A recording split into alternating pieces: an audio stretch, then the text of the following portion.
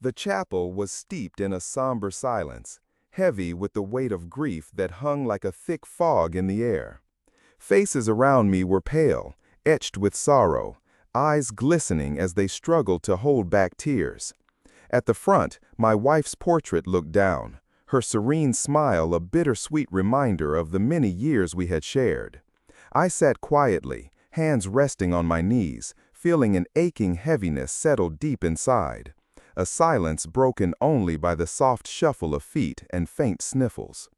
This was supposed to be a moment for mourning, for closeness, for honoring a life well lived. Instead, a sound ripped through the stillness, sharp and jarring, a laugh.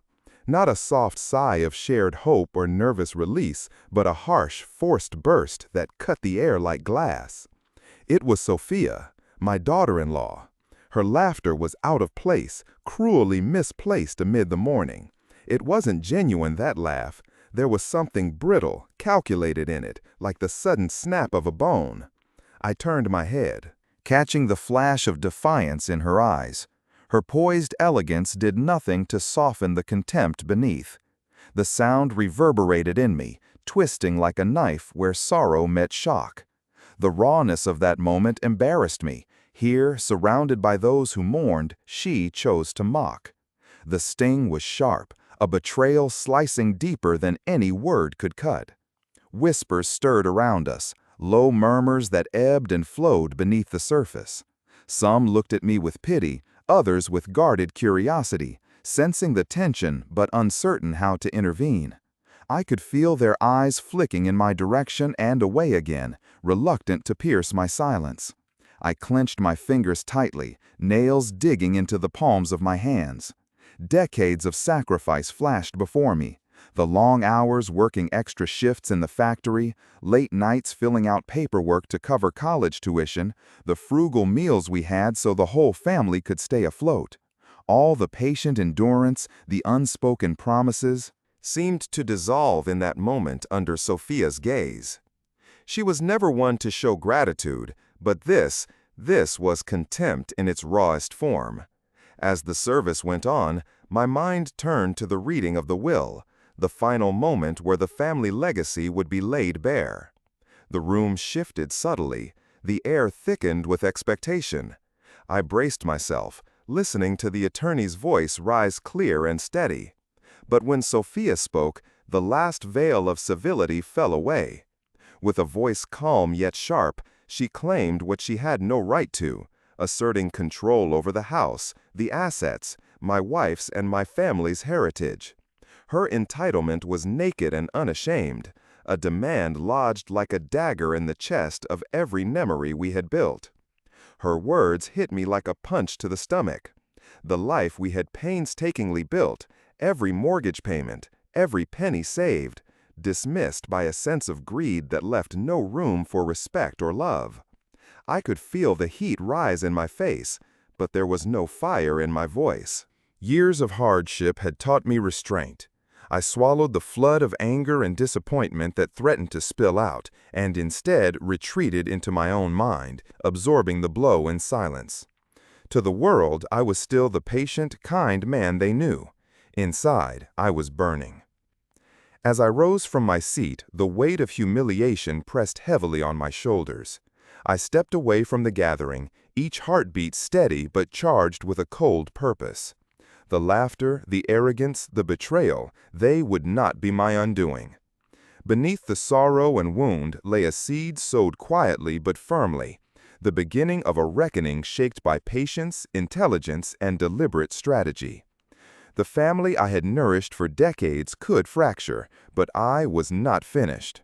I would rise again, not with bluster or rashness, but with a precise, measured determination that could not be ignored. In the stillness after the storm, a quiet promise took root. Justice would be restored, and arrogance punished. That evening, the house felt oppressively empty. The familiar creaks and whispers of a home that had held a lifetime of memories seemed muffled, as if grieving along with me. I wandered through the rooms, each corner echoing with ghosts. My wife's laughter in the kitchen, the soft murmur of late-night talks in the study. the scattered textbooks on the living room floor reminding me of my son's stubborn insistence on learning. These reflections pressed on me, but beneath the sorrow was a simmering clarity. I poured a drink from the decanter my wife had always kept for special occasions, its amber liquor catching the dim light of the study. Sitting alone, I allowed the flood of memories to wash over me, each one a testament to what we had sacrificed to build this family, an edifice now threatened by reckless entitlement. I recalled nights worked overtime in the factory, hands stained with grease, back aching but spirit unwavering because I knew it was for the future, for their education, for keeping the roof above our heads, the countless frugal dinners where I often ate little to make sure the children had enough.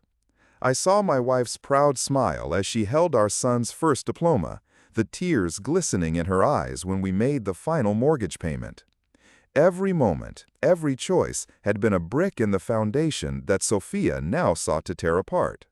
The laughter she had so carelessly thrown at the funeral was an insult that echoed vividly within me, deeper than any wound. Beneath the layers of regret and pain, I found a resolve growing stronger. This was not simply about money or positions. It was about preserving what my wife and I had built together, about defending the respect and dignity of a lifetime's labor. I knew then that anger alone was useless. I had to approach this like I had every difficult problem during my engineering career, with strategy, patience, and meticulous planning. I pulled out an old notebook from my desk. The pages yellowed, but the handwriting steady and clear. For years, I had kept records, not just of daily expenses, but of insurance policies my wife had insisted on maintaining, investments she had made with quiet wisdom, and legal documents connecting our family's assets. She was always cautious, prudent, and I found solace knowing she had prepared for rainy days like these, even if I had not fully appreciated it before. I took a long sip, the burn of the whiskey a small comfort amid the swirling thoughts. The injustices I had witnessed fueled a cold fire inside, one that would not burn me up, but forge me into something sharper, more focused. I traced the lines of contracts, insurance clauses, and property deeds, piecing together a picture that Sophia perhaps presumed careless in my old age.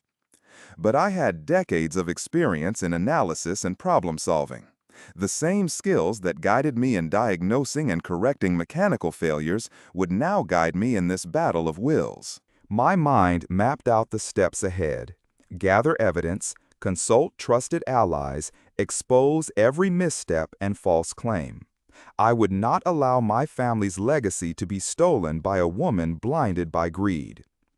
Memory surged into focus, my wife's hands steadying mine as she explained the importance of legacy and respect, the way she had faced hardship with quiet dignity. It was for her and for my son's memory that I would act. I would honor their sacrifices by ensuring that justice was done, not through loud confrontation, but through deliberate, precise moves. The years of patience I had cultivated as a parent and professional had prepared me for this moment. Every dinner where I swallowed frustration in silence, every problem solved with calm determination, every night spent poring over blueprints and engines, those experiences converged now, forming the foundation of the campaign I would lead.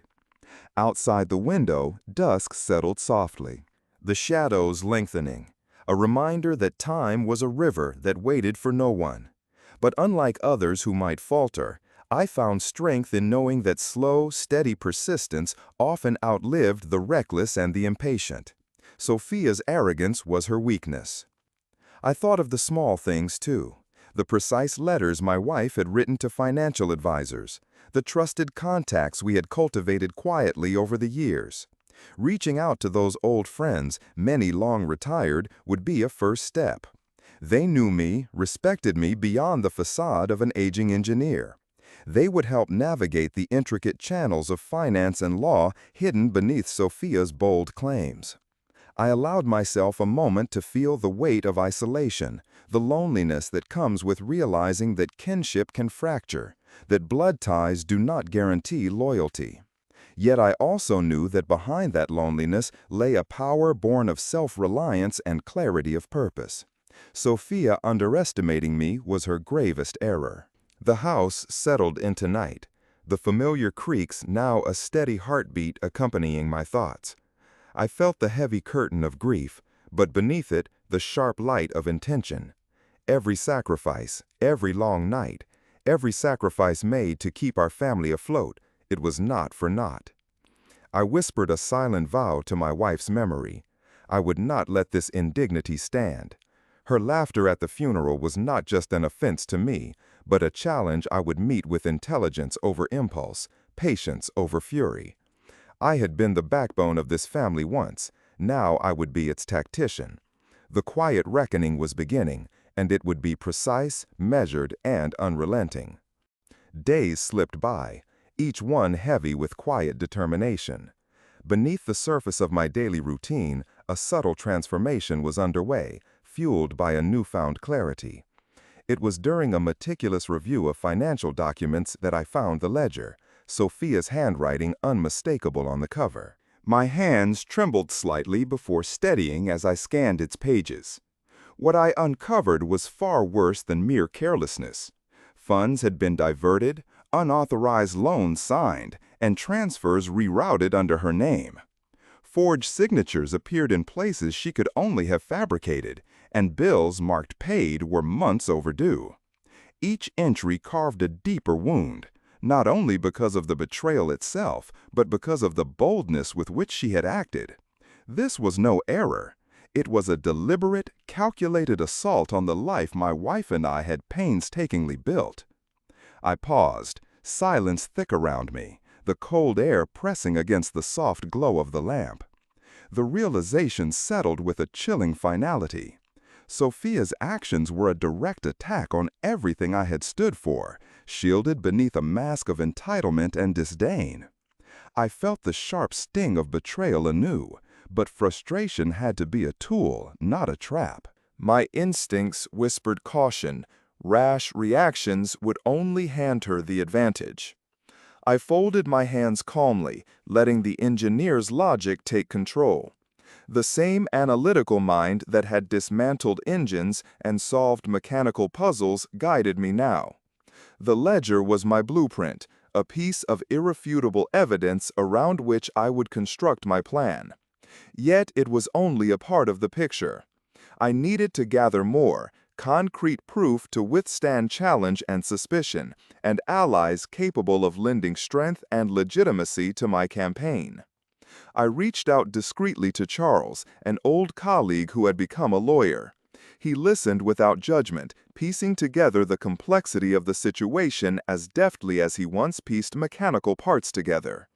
We devised a strategy to verify the ledger's authenticity, pursue any hidden manipulations, and prepare legal grounds that would expose Sophia completely. Alongside legal strategy, I contacted friends from my engineering days, trusted professionals capable of tracking financial flows and scrutinizing banking details. These men and women, many long retired, had maintained sharp minds and dependable ethics. Their involvement would be crucial in uncovering the web of deceit woven around our family's assets. Navigating this finance and legal labyrinth was daunting for most, but it felt familiar to me, a puzzle designed to be solved. Each phone call made, each carefully drafted email sent was a coup quietly won. Between the slow progression of evidence gathering and strategy building, I reflected on the years that had brought me here. Memories grew vivid. The long hours in the workshop, the satisfaction of diagnosing hidden flaws, my wife's calm encouragement, the sound of my son's laughter as he struggled through homework.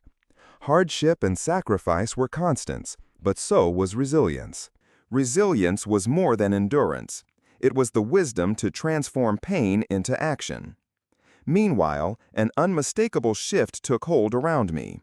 Sophia's confident mask began to fracture under unseen pressures. Word swirled through family circles.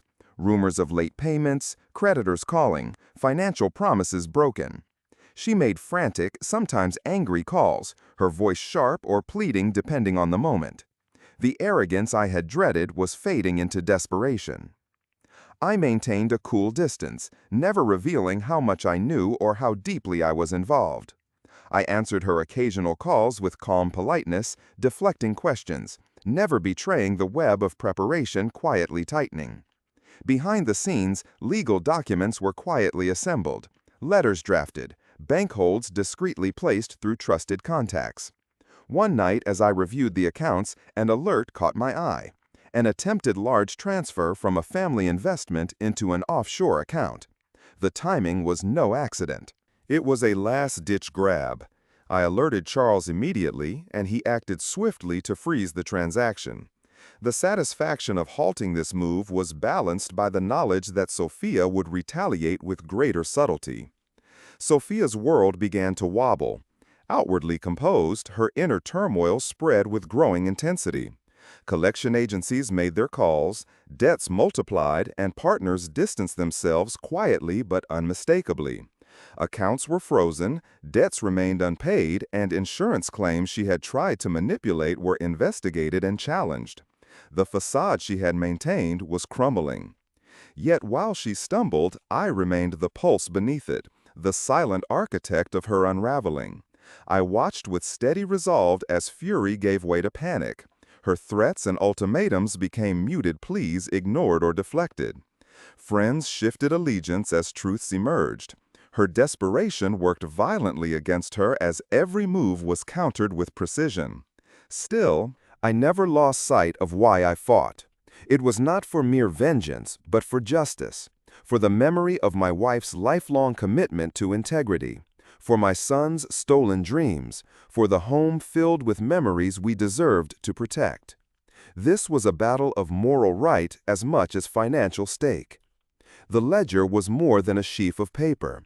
It was a testament, not just to her betrayal, but to the slow, steady reclaiming of what was mine.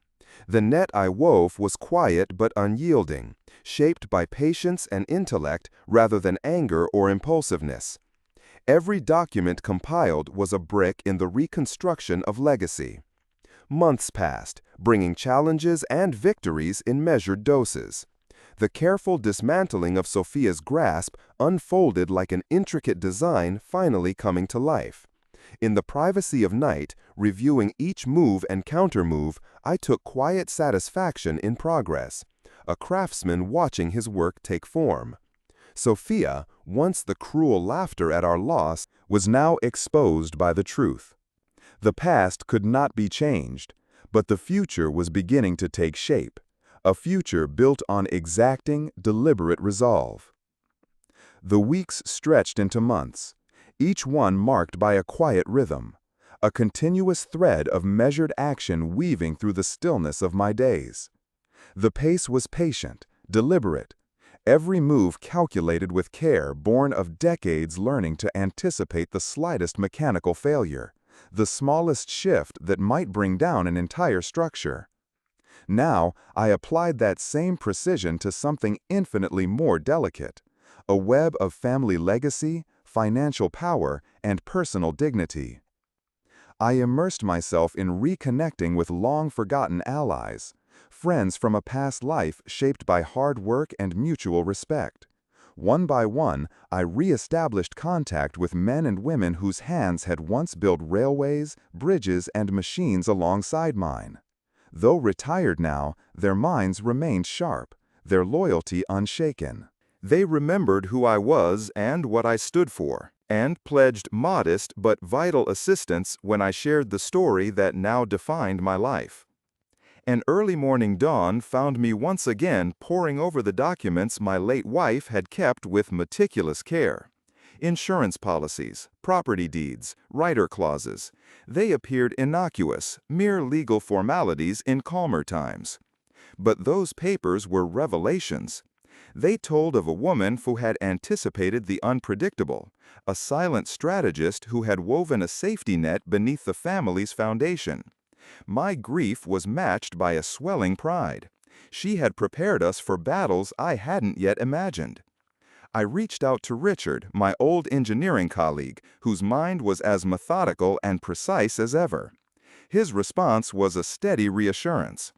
"Edward, we built machines to last. We will defend your legacy with the same attention to detail." From rich contacts in banking and legal circles, preserve the original language of the discrepancies Sophia had so cunningly embedded into the family finances: secret loans, unreported debts, falsified payees. Each small discovery was a brick in the fortress of truth we were constructing. Simultaneously, Agnes, our fiercely competent family attorney, pored over every contract and clause.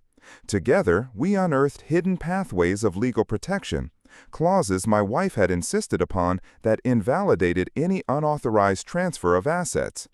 These carefully crafted protections became the keystones in our mounting case. They were quietly devastating for Sophia's claims, undermining her every move. Sophia's veneer of control cracked. Within the community circles that circled like vultures executing delicate dances of gossip and judgment, whispers turned to murmurs, murmurs into accusations. Past friends and family shifted uneasily away, reluctant to be caught in the storm brewing around her. She tried desperately to shore up her social standing, but the foundation under her feet had turned to quicksand. Her counterattacks were subtle and reckless, a stark contrast to my measured approach. She sprayed innuendo aimed at my character, tried to sway distant relatives with false tales of victimhood, and scrambled to secure emergency financing through opaque channels. Yet every attempt was anticipated, neutralized with the support of our growing network.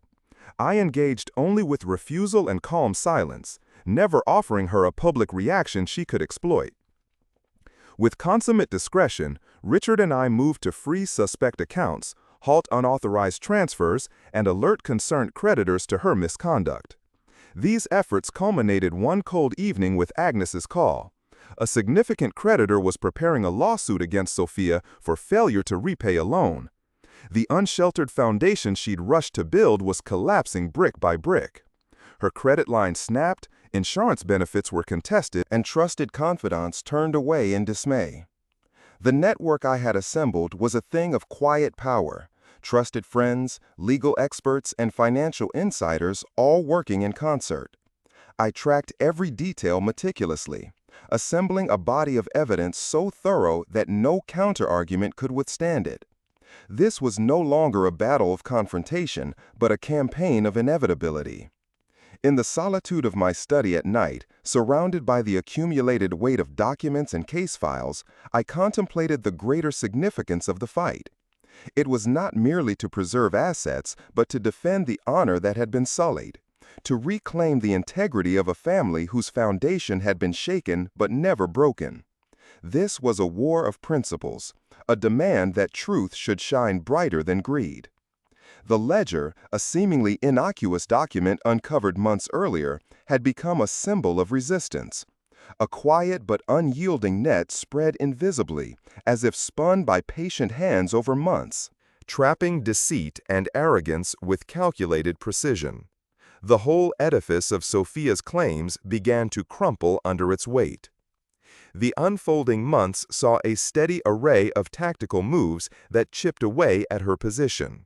Collections agencies made demands. Public records showed defaults. Court summons loomed. Sophia's frantic attempts to shore her defenses, offshore accounts, hasty asset transfers, last-minute appeals, were intercepted with quiet efficiency. Henry, a retired banker and new ally, provided insight on credit freezes and loan structures, permitting intervention before irreversible damage could occur. The web of financial restrictions grew. Meanwhile, Sophia's social defenses continued to erode. Former friends and family began to distance themselves, wary of association with the growing scandal. Her attempts at manipulation grew increasingly transparent. Threats and ultimatums gave way to pleading and desperation, all undercut by the steady, unyielding silence of my own resolve. Throughout this process, I maintained emotional discipline that had been forged in years of facing problems not with passion, but with calm logic and patience. I did not seek confrontation or vengeance, but justice, delivered with the clinical precision of an engineer applying his art. Each document filed, every legal motion prepared was a calculated move in this slow but inevitable campaign. Sometimes, late at night, I touched the worn photograph of my wife on my desk, her serene face a steady beacon. I felt the weight of what we had lost and what remained to be preserved. The house, our family, the legacy of honor and sacrifice, these were the treasures for which I fought. And as the plan reached maturity, I saw it taking shape. An unfolding design formed not of steel and gears, but of papers and promises, alliances and laws, quietly but irrevocably dismantling the hold Sophia had tried to seize. This was no sudden collapse, but a deliberate deconstruction, each step building toward reparation and justice. My life's work had been about building systems that endure, that resist breakdown. Now I was building a different kind of machine, a machine of people, law, and time, crafted with care and patience, designed to restore what had been broken. The reckoning was no longer a distant hope, but a tangible force, a vigilant, patient, and unrelenting presence that had matured into something formidable. In this, I found not just purpose, but a solemn peace. The future was being fashioned by steady hands, and I was its architect. The moment I chose to act was not one of sudden inspiration, but the result of long, quiet preparation. I had watched Sophia's world tremble, her grip on the family's assets slipping through frantic fingers. Yet any move I made had to be flawless, swift but silent, decisive yet invisible. Like tightening a nut on a finely tuned mechanism, I would constrain her reach until her power was neutralized. The first strike was calculated and precise. I arranged for the immediate suspension of unauthorized transfers that Sophia had initiated, some reaching for accounts beyond national borders, others destined for shell companies concocted to veil their origin. The alert came through a trusted contact, and I acted quickly, working with legal counsel and bankers to freeze those funds. It was a subtle move, one she might not notice until it was too late. Sophia's reaction was swift but uncoordinated.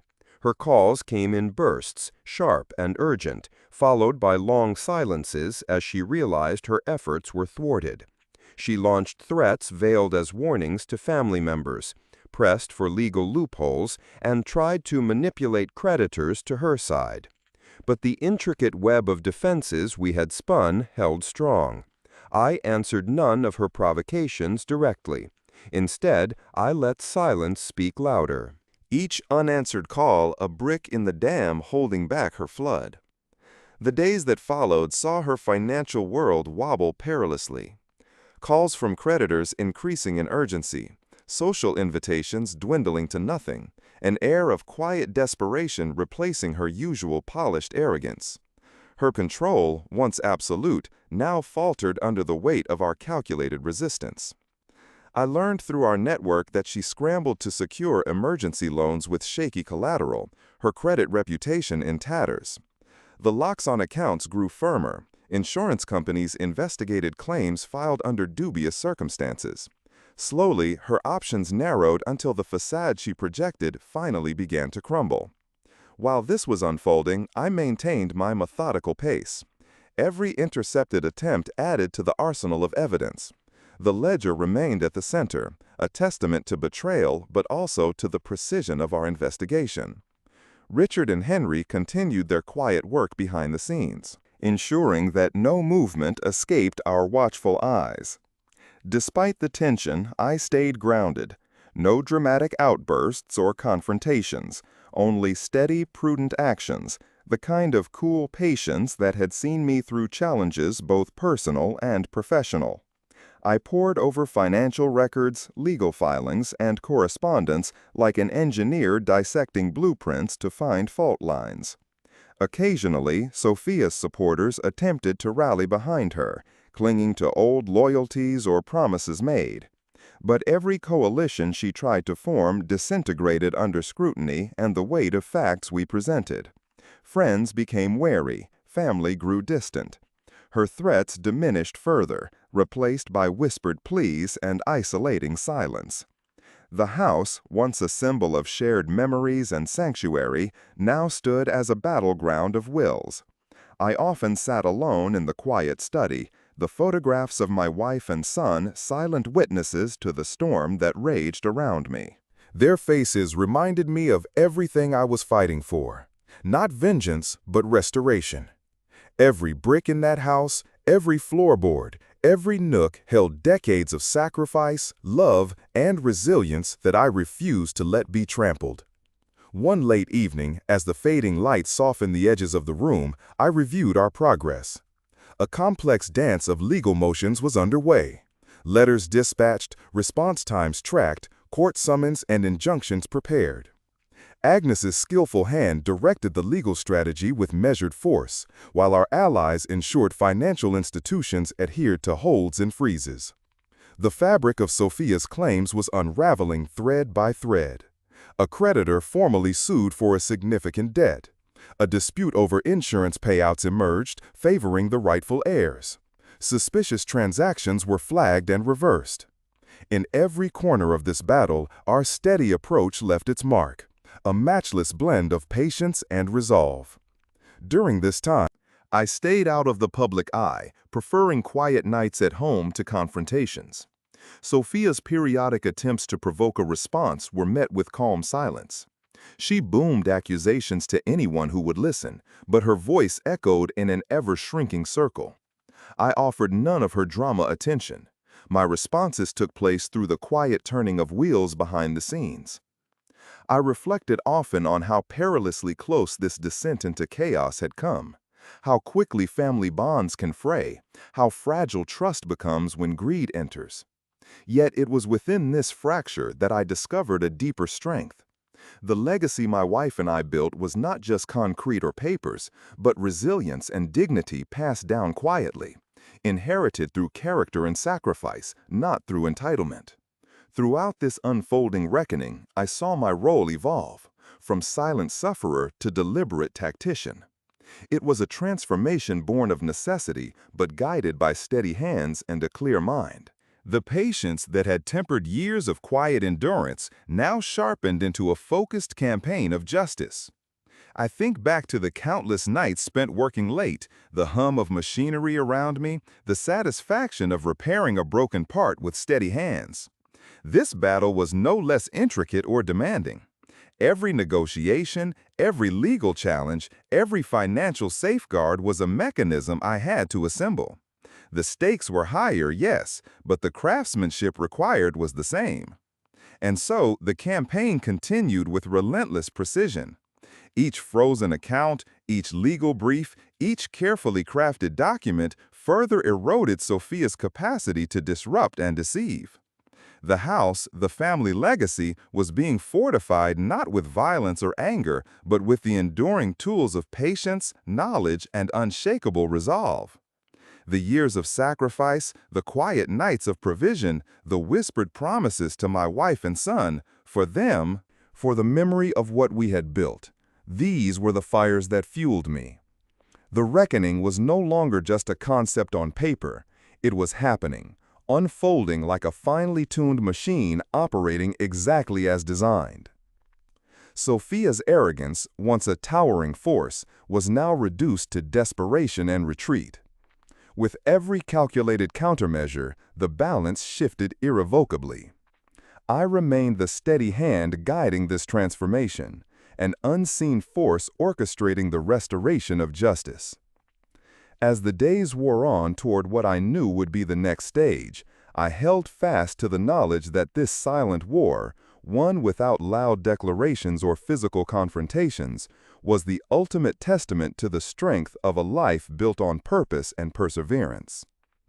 And in the quiet moments before dawn, when the house was still and the world paused, I found the calm satisfaction of a craftsman watching his work come to life, steady, sure, and unyielding. The morning of the final family gathering arrived wrapped in the muted tones of a heavy, gray sky, as if nature itself understood the somber weight the day carried. The house, home to so many memories of love, struggle, and sacrifice, seemed quieter than usual, its familiar creaks and sighs softened into a solemn stillness. I arrived early, the binder of evidence secured firmly under my arm, every step purposeful and steady. The walls around me held stories of a lifetime, and now they would witness the reckoning that had been months in the making. The gathering was no celebration, but a convergence of necessity, a meeting forged by betrayal and the pursuit of truth. The family, along with a few trusted friends and advisors, assembled around the long mahogany table, faces a mixture of apprehension, curiosity, and quiet resolve. Some had been silent observers before, others distant relatives hesitant to engage, yet all were here now, bound by the gravity of what was to come. I began to speak with the calm certainty I had spent years cultivating, the voice steady and unwavering. I told the story without condemnation, relying on the clarity of fact over fiery judgment. The ledger that started it all, once a simple piece of paper, had become a symbol, a witness that bore silent testament to the depths of betrayal. Step by step, I detailed the evidence, the breaches of trust not merely financial but personal and profound. Sophia's attempts to interrupt were brief and faltering. Her words, once sharp and commanding, now cracked under the scrutiny of truth. The conversations filled the room with a collective realization. This was no longer about family disputes or heard rumors, but about confronting undeniable facts. The laughter at my wife's funeral, the laughter that had leached color from a day of mourning, now stood as a painful marker of the divide she had wrought. Legal counsel spoke next, laying out the consequences in precise terms. The nullification of her false claims, the transfer of assets back to rightful heirs, and a mandate for restitution hung heavily in the air. The family's decision was clear, not born of malice, but of principle. Sophia's status within the family, her claims to inheritance, and the social standing she had taken for granted were irrevocably altered. Her isolation was as much a part of the judgment as any legal ruling. In that room, the shifting tides of loyalty became visible. Some members voiced tragic disappointment but unwavering support for the restoration of justice. The weight of years of silence and discomfort lifted, replaced by a resolve to heal and rebuild. It was clear the day was not an end, but a turning point, opening the door to renewal. After the final statements, as the room began to disperse, I found a moment alone in the quietude of the house that felt like both sanctuary and battleground. In the solitude of the familiar study, memories flooded in. My late wife's gentle smile, the bright ambitions of my son, and the sacrifices woven into the fabric of this dwelling. The house seemed to breathe differently now, less burdened by secrets and more open to healing. I allowed myself a rare moment of quiet satisfaction, an acceptance that what we had fought for was no longer a distant hope, but a realized truth. The price had been steep, the journey solitary and painful, but justice earned through patience and intellect held a profound weight that no tempest of anger could match. The photo of my wife rested on the desk, her serene gaze steady and calming. She had taught me the value of endurance, integrity, and quiet strength long before betrayal darkened our door. I felt the reverberation of her wisdom, the echo of every choice made to build a life worth defending. This victory was not marked by harsh words or shouting, but by a restoring of honor and a reaffirmation of family values. It was a testament to the power of perseverance, of fighting not with fists or fury, but with a clear mind, steady hands, and unwavering resolve. As darkness fell and the house settled into the gentle hush of night, I recognized the peace that had long evaded me. It was a peace born not of forgetting the pain, but of knowing that dignity was reclaimed, that justice was served, and that the legacy of a lifetime would endure beyond the shadows cast by betrayal. Weeks have gently slipped away since that pivotal day, and with their passing, the house breathed a calmer breath, a sigh of relief that softened every corner and crevice. The tension that once clung like a thick fog has lifted, replaced by an almost tangible peace that settles into the quiet moments between dusk and dawn. I find myself seated more often in the familiar armchair by the window, gazing out at the garden my wife tended to. Watching the steady rhythm of seasons cycle through once again without interruption or sorrow. The weight of the past, though never forgotten, no longer presses upon my chest as it once did. It has been transformed from a burden into a distant echo, a reminder of trials overcome rather than wounds still raw. This journey, arduous and solitary, has carried me through deep valleys of disappointment and betrayal. Yet here I sit amidst the reclaimed foundations of what we built. A home not merely of walls and wood, but of love, sacrifice, and enduring legacy. In the quiet, I often think of her, my wife, the woman whose gentle strength was the true heart of this family. Her smile, soft and unwavering, seems to linger in the light that filters through these windows. I reflect on the countless nights sacrificed to provide a future for our son and the family. The silent promises we kept while the world demanded more than we could always give. Those memories are not just shadows of the past, they are the roots anchoring me to the present, to the peace I now feel.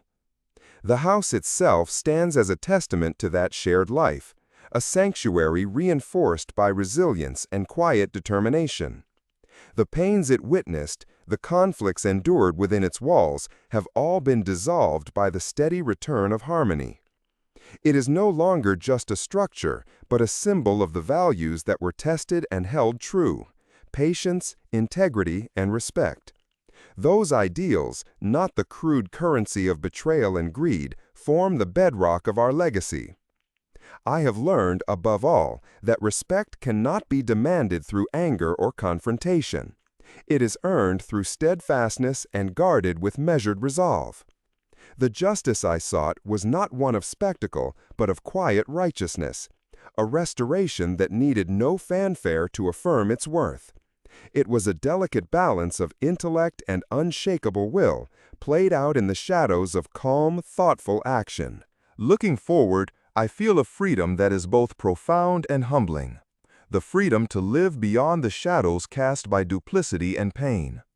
The burdens lifted, I am free to embrace each day anew, to find joy in the simplicity of moments reclaimed. A warm cup of coffee in the morning sun, the gentle rustle of wind through the trees, the soft laughter of grandchildren playing in the yard. This is the victory I cherish most. That dignity need not be a fleeting prize, but can be steadfastly reclaimed. That a life built on sacrifice and quiet dedication can withstand the tempests of deceit. The legacy of my wife and son lives on here, woven into every corner, every beam, every whisper of this home. As night descends and the house settles into its gentle hush, I trace the edges of a peace I once thought unreachable. It is a peace not born of forgetting the pain, but of embracing the strength found in enduring it. Of knowing that through patience, knowledge, and unwavering resolve, I have restored what was lost. In the stillness, I feel their presence, the warmth of my wife's comforting smile, the echo of my son's laughter. I understand now that justice is not merely the punishment of wrongs, but the renewal of hope and dignity. The past, though it shaped us with its trials, cannot overshadow the promise of the future. And so, with quiet confidence, I face each new day. The house no longer simply shelters me. It shelters a legacy renewed, a family healed, and a life reclaimed, ready to continue, steady and sure, beyond the shadows cast by betrayal.